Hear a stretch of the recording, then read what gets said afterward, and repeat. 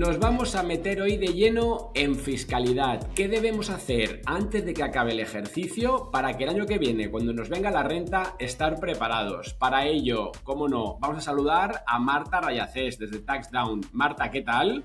Pues muy bien, encantada de estar por aquí y vamos a ver si aclaramos alguna duda y damos algún consejillo. Efectivamente, porque, oye, Marta, muchas veces, ¿no? Como que dejamos siempre la renta para el último día, el 29 de junio, ahí corriendo, haciendo la declaración. Entonces, claro, hay cosas que, tareas que tenemos que hacer, ¿no? Antes de que acabe este ejercicio, porque el año que viene lo haremos con respecto a 2025.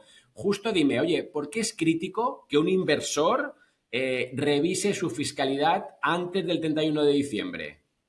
Pues por dos cosas. Uno, para no llevarse sorpresas, ¿no? Porque es verdad que cuando luego a lo mejor nos sale a pagar mucho una cantidad que no nos esperábamos, nos da ahí un pequeño infarto cuando llega la renta, que parece que falta mucho, pero en nada llega. Y dos, porque podemos tomar decisiones todavía ahora que cambien lo que vamos a tributar y mejorar un poco nuestro resultado.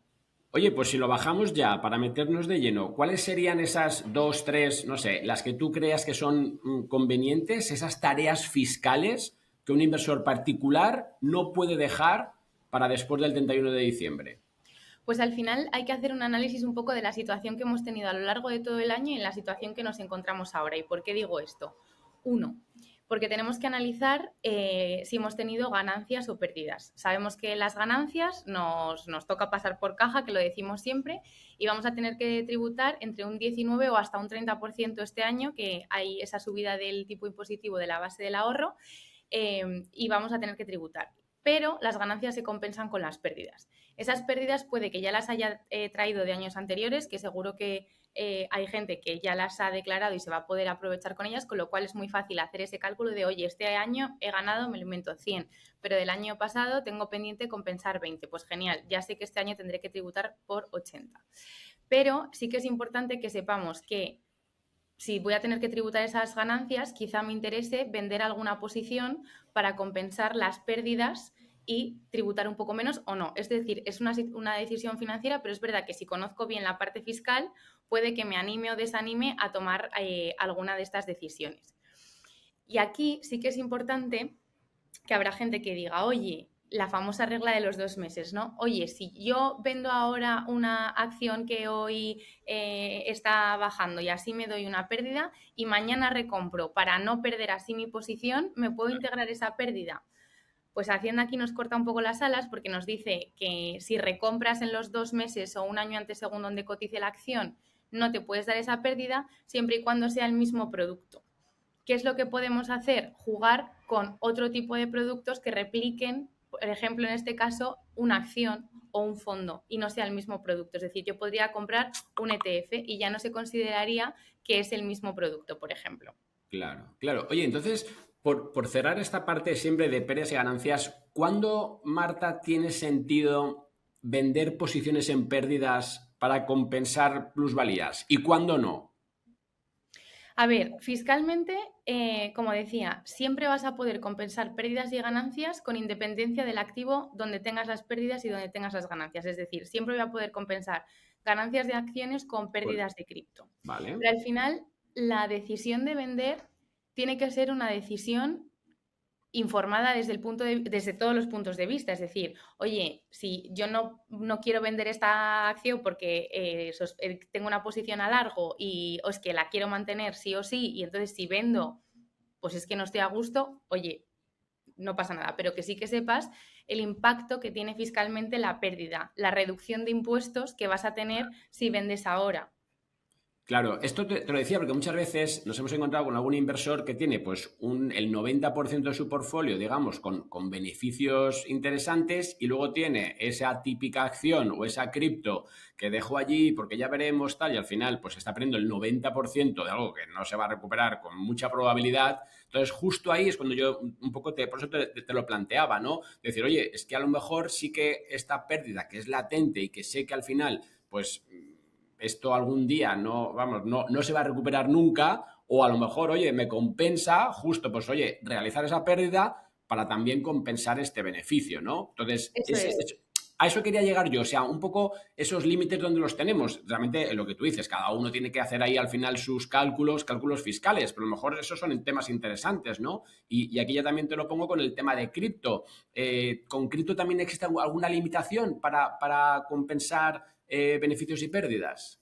Nada, en cripto no tenemos ningún tipo de límite, podemos compensar pues eso, pérdidas de cripto con ganancias de acciones, por ejemplo, o de otro tipo de activos, de fondos, de CFDs, etcétera. Y en cuanto a la pregunta de cuándo debemos vender, hombre, si financieramente a mí no me interesa o no confío en que esa acción vaya a subir y hay una pérdida latente, pues oye, vendamos y así por lo menos, ya que, o sea, dentro de que he perdido dinero, pues por lo menos fiscalmente que aproveche y me reduzca un poco la factura fiscal que voy a tener que pagar por lo que he ganado de otros activos. Vale. Pero Oye, desde luego, lo que sí que es importante que hagamos es un análisis de cómo nos ha ido el año eso es. y me hago una idea, oye, ¿cuánto he ganado? ¿Tengo algo pendiente de compensar de años anteriores que me haga bajar esa factura? ¿Tengo alguna posición en pérdida latente que me interese realizar a día de hoy para disminuir mi factura fiscal? Porque todo lo que haga hasta el 31 de diciembre va a la renta que presentaré a partir de abril de 2026, con lo cual todavía tengo unos días para plantearme estas preguntas, por lo menos. Exactamente. Oye, y si un inversor va a generar, va a obtener una gran plusvalía este año, no sé, pues quiero vender mis Nvidias, oye, ¿cómo puedo evitar concentrarlo todo en un único ejercicio? Pues mira, justo como estamos en el mes de diciembre y decíamos que todo lo que haga hasta el 31 de enero entra para a partir de abril de 2026, pero lo que haga el 1 de enero ya no. Entonces, si me encuentro en una posición donde me interesa vender y efectivamente tengo una plusvalía muy grande, lo que quizás sí que pueda hacer es dividir esa venta en varias y jugar un poco con esa fecha de fin de año, porque como decíamos, en diciembre entra en la renta de 2026 Claro, y a partir de enero ya se me va a 2027, con lo cual digamos que retraso el pago de esa factura fiscal. efectivamente. Oye, y ya por último de esta parte de pérdidas y ganancias, ¿qué hacemos con esas pérdidas antiguas que caducan este año? Pues las que han caducado ya están perdidas, pero las que haya declarado en ejercicios anteriores siempre van a ser las más antiguas las que primero se van a compensar. Vale. Con lo cual, ahí puedo estar tranquilo. Ahora, si este año he tenido pérdidas y no tengo ganancias con las que compensar, ni tampoco ningún tipo de dividendo, etcétera, pues las pérdidas se perderían y eso ya no hay manera de recuperarlo. Si estamos en un caso donde lo que ha ocurrido es que no declaré unas pérdidas en 2021, pero las tuve, pero se me olvidó o no sabía que las tenía que incluir, todavía estamos a tiempo de rectificar esa declaración y así poder aprovecharme de ellas este año. Vale, perfecto. Oye, pasamos de capítulo. Vamos un poco con el tema cripto que siempre nos genera ahí algunos problemillas, sobre todo de conceptos. Primero, ¿qué tiene que saber hoy, ¿vale? Un inversor en cripto sobre las obligaciones fiscales y los nuevos modelos informativos? ¿Qué tenemos que presentar? Bueno, pues al final, en cripto, para un inversor como podría ser yo, son dos obligaciones fiscales. Uno, integrar las pérdidas y otro tipo de ganancias o rendimientos, estoy refiriéndome a staking, Sí, airdrop, etcétera, en la declaración de la renta. Y luego la duda viene con el modelo 721, que es verdad que es controvertido, no queda claro, etcétera. ¿Cuándo tengo que presentar el modelo 721? El modelo 721, importante, es un modelo informativo, no se paga nada. Solamente es informativo, información de que tengo X. ¿De qué le tengo que informar o cuándo tengo que informar? Cuando tengo un saldo superior a 50.000 euros en cripto depositadas en el extranjero. Y se entiende que están en el extranjero si están depositados en un exchange, vamos a decir, en el extranjero. Es decir, una wallet fría está, y si yo vivo en España y está conmigo, está aquí en España. Y lo mismo pues con cualquier sistema DeFi, se entiende que lo tengo yo conmigo en España. vale. Pero si, por ejemplo, tengo mis cripto depositadas en eToro y tengo más de 50.000 euros, ahí sí que tendría que presentar este Hacerlo. modelo 721, siempre y cuando la posición supere los 50.000 euros a 31 de diciembre. Vale, vale, vale, vale. ¿Vale? Esa es la fecha donde hacen la foto y entonces marca y determina mi obligación. Claro, con lo cual, Marta, ¿qué documentación mínima debería tener yo lista a 31 de diciembre para tener todo eso claro? Entiendo que me basta un pantallazo, tengo que bajarme un informe. ¿Qué documentación? O sea, lo importante para el 721 es el saldo que tenemos en cripto, con lo cual sí que tengo que tener una foto de lo acumulado que tengo en cripto en los distintos exchange, wallets, etcétera, que pueda tener para ver si haciendo ese sumatorio de lo que está fuera de España me da 50.000 euros o no. Si me da menos, pues me libro. Ahí está. Oye, por último, ya dejamos también esta parte cripto. ¿Cuál es el error más común que has visto? Ahora que ya llevamos muchos años ¿no? Siguiendo, intentando pues, que la gente tenga toda la información disponible a su alcance, pero ¿cuál sigue siendo el mayor error en cripto que veis, Marta? Yo creo que es el miedo a declarar las pérdidas. Sobre todo con cripto hay una creencia de que Hacienda nos va a perseguir y es mejor no incluirlas en la declaración.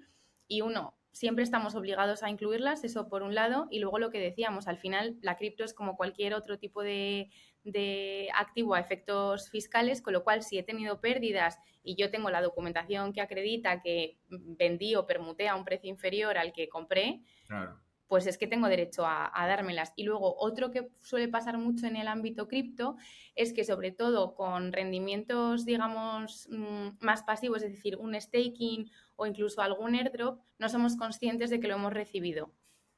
Con lo cual decimos, no, este año no he operado en cripto, pero claro, como tenías tu cripto trabajando, en realidad sí que has obtenido algún rendimiento que tienes que incluir en tu declaración y por el que tienes que tributar. Y hay a veces que son cantidades pequeñas, pero hay veces que son cantidades más grandes que, claro, pues tienen un riesgo mucho mayor, lógicamente. Exactamente. Oye, pues pasamos de capítulo. Quiero hablar un poco de esas deducciones y si quieres un poco de estrategia, ¿no? De ahorro fiscal. Entonces, más allá de las pérdidas que acabamos de comentar, ¿qué otras estrategias, Marta, de ahorro fiscal recomendarías activar antes de final de año? A ver, yo creo que la más relevante es la que decíamos, es las pérdidas es lo que más Vale, reduce y compensa. Y eso, y plantearnos un poco de si yo no quiero perder mi posición, pensar si puedo hacer una recompra, pero con otro tipo de activo, para que Hacienda me permita darme la pérdida. Esa, desde luego, es la que más la impacta principal. en la declaración de la renta. Después, otra cosa importante que a veces no tenemos en cuenta son los gastos que me puedo deducir. Oye, todos los gastos asociados a cada transacción que haga de compra y de venta, me los voy a poder restar de la declaración y los impuestos que pago, ¿no? El de transacciones financieras. Eso lo puedo reducir, pero es verdad que normalmente son cantidades, las comisiones etcétera, que pago, que son irrisorias, como quien dice, o incluso en muchos casos no, ni las tenemos. Y luego, a nivel de deducciones, para inversores, en realidad la única que hay es la de inversión en empresas de nueva creación. Hay una deducción estatal, pero luego muchas autonomías tienen la suya propia, no suelen ser compatibles, o sea, si aplico la estatal no aplico la autonómica, pero sí que son deducciones para incentivar, pues eso, el nacimiento de nuevas empresas y que participamos aquí. Normalmente no nos permiten que nosotros seamos los propietarios de esas empresas, es decir, que tengamos pues más de un 50%, etcétera, porque se trata un poco de incentivar este tejido empresarial, pero estas deducciones sí que son bastante altas. Y tienen mucho impacto en la declaración, con lo cual normalmente, y hablo muy en general de los requisitos de cada una, suele ser que hagas la inversión en el año de la constitución de la sociedad o en una ampliación de capital que se realice en los 3 años siguientes. Vale. Con lo cual, aquí sí que es relevante que cuando, pues si en algún momento entramos en alguna inversión de esta tipología, que nos aseguremos de cuándo es el momento. Normalmente se suele hacer más a lo mejor en ampliaciones de capital, pero que nos aseguremos de que estemos dentro del plazo, porque es verdad que eso sí que cambia radicalmente la declaración de la renta, ¿no? Hemos tenido casos, pues a lo mejor donde de repente nos devolvían 5.000 euros por este tipo de deducciones. Claro.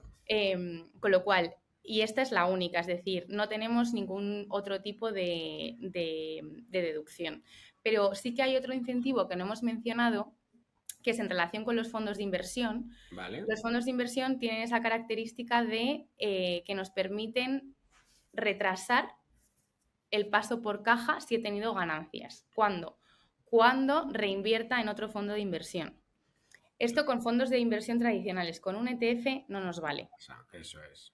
Con lo cual, esto sí que es interesante que lo sepamos. Oye, pues si es nuestra intención volver a meterlo en otro fondo, pues que tengamos la tranquilidad, ¿no? De que si hacemos la retirada ahora o el rescate ahora, no vamos a tener que tributar por las ganancias que hayamos obtenido. Claro. Oye, y el famoso plan, ¿no? Las aportaciones a los planes de pensiones, que cada vez han ido a menos, pero ¿para qué perfil tiene sentido todavía? Parece que el límite son 1.500 euros, ¿no? A Eso nivel es. individual. A nivel individual son 1.500 euros. Si también lo haces a través de la empresa, al final llegas hasta los 10.000. Sí que nos pasa Vale. mucho que sí que es importante que no pasemos el límite porque deja de tener sentido fiscalmente. Es decir, que si tú quieres hacerlo, lo hagas, pero sí que es verdad que nos llegan muchos clientes que nos dicen, oye, pero si yo había oído esto de los 10.000 euros, ya, pero 10.000 euros es si lo haces también a través de tu empresa. Entonces, si individualmente aportas, pues 5.000, que sepas Claro. que en tu renta van a ir los 1.500 y se acabó. Sentido, lo que decíamos un poco, pues fiscalmente lo tiene. Es verdad que no cambia muchísimo la declaración de la renta, pero es algo que ayuda, desde luego. Eh, y luego ya lo que cada uno quiera aportar, pues es una decisión que queda fuera del ámbito fiscal. Pero bueno, que fiscalmente sepamos que esos Son 1.500 sí que 1.500. nos los ahorramos. Y no tenemos más deducciones relevantes, ¿no? Que podamos, no sé, que nos pasen desapercibidas, Marta. Deducciones hay muchas, porque en España hay pues más de 200, ¿no? Pero relativas al ámbito de la inversión es verdad que hay poquito, ¿no? Tenemos pues deducciones, además muy variopintas según donde vivamos, que esto también es muy curioso. Oye, pues tenemos, pues en Valencia, por ejemplo, tenemos pues por ir al gimnasio, en Andalucía incluso por gastos, hemos tenido gastos de veterinario, Jope. por la compra de coches eléctricos está la deducción estatal, Mm. por alquileres, por familia monoparental, por guarderías. Es decir, la casuística es verdad que es muy variada, es imposible sabérselas todas, por eso nosotros animamos mucho a usar TaxDown, porque ahí nosotros de forma automática detectamos cuáles aplican y cuáles no para mejorar. Pero es verdad que en el ámbito de las inversiones estamos muy reducidos a estos incentivos fiscales que hemos mencionado. Totalmente. Pues nada, Marta, últimas dos preguntas. La última, si quieres, para cerrar este ciclo, que es, oye, si tuvieras que resumir un poco en un checklist los puntos claves para cerrar el año, ¿cuáles serían, aunque lo repitamos, pero ya directamente? Oye, haz esto, esto y esto, y con eso cerramos esta pata. Fenomenal. Pues uno, revisemos qué ganancias y pérdidas hemos obtenido este año de las realizadas. Recordemos que no latentes, es decir, he tenido que vender realmente. Recordemos que tienes que revisar absolutamente todo, no solo lo que tengas en España, sino también todo lo que tengas en el extranjero, si es que eres residente fiscal en España. Si has obtenido ganancias, revisa que si tienes pérdidas de años anteriores pendientes de compensar o no. Revisa también si tienes alguna pérdida latente que sea interesante realizar. Y luego la siguiente ya sería para las obligaciones fiscales informativas, que eran las que mencionábamos para cripto el 721 y para el resto de inversiones tenemos el 720. Revisemos si a 31 de diciembre vamos a tener un saldo superior a los 50.000 euros en el extranjero, porque si ese es el caso, tendré que presentar estos modelos que recordemos que se presentan entre enero y marzo, es decir, justo antes de hacer la declaración de la renta. Pues nada, Marta, y la última ya. Oye, para los clientes de Toro, los que usan nuestra plataforma, imagino que ya tienes, no, pues harta experiencia con todos ellos. ¿Dónde os encontramos? ¿Qué has visto que funciona? ¿Se puede enganchar una plataforma con la otra? Dame ahí un poco eso, dónde encontraros y por qué un poco TaxDown, ¿no? Pues puede ser para nosotros, usuarios de Toro, pues una plataforma donde nos ayude, que ya con todo lo que has dicho ya tenemos bastantes, ¿no?, justificaciones, pero un poco esas pinceladas finales. Pues sí, ya llevamos, yo creo que son 5 años por lo menos trabajando con y colaborando con los Etorians, o sea que tenemos mucha experiencia con toda la operativa y yo creo que lo más importante es, uno, que en TaxDown está el conocimiento y sobre todo, algo que nos cuesta mucho a los inversores en general es cuando tengo que volcar mis inversiones en casillas con números que no sé lo que significan y que están en un lenguaje muy complicado. En TaxDown no hay casillas, en TaxDown es muy fácil, subes el reporte de Toro y automáticamente queda volcado y preparamos tu borrador que además se revisa por un experto fiscal, con lo cual es la tranquilidad de hacerlo en menos tiempo, que esté bien hecho y también, como decíamos antes, de aprovecharnos de todas esas deducciones. Enviaremos algún email con algún descuento y nada, que cualquier duda nos pueden escribir a support@taxdown.es. Pues nada, Marta, muchas gracias. Hasta aquí lo dejamos. Si quieres luego, antes de presentar la renta, pues para ya abril, tal, te vuelvo a contactar, pues si hay algún cambio sobre todo, para que ahora que ya tenemos aquí todos esos documentos, toda esa pata, ¿no? Esos deberes, pues sepamos cómo volcarlo, ¿no? Y de esa forma que todo sea más fácil, porque siempre tenemos esa duda. Oye, he hecho 40 operaciones de compra-venta en cripto. Me he vuelto loco, ¿cómo hago esto? Que además cambias a USDC, pero luego lo vuelves a cambiar a Bitcoin, entonces ahí ya tienes un doble cambio. Todo eso, pues nada, lo repasamos entonces. Muchas gracias. Muchas gracias a ti, Javier. Pues bueno, hasta aquí llega pues este repaso a esas tareas fiscales, ya lo sabéis, pues seguir cada una de esas indicaciones para que el año que viene todo sea más fácil. Nos vemos, hasta la próxima.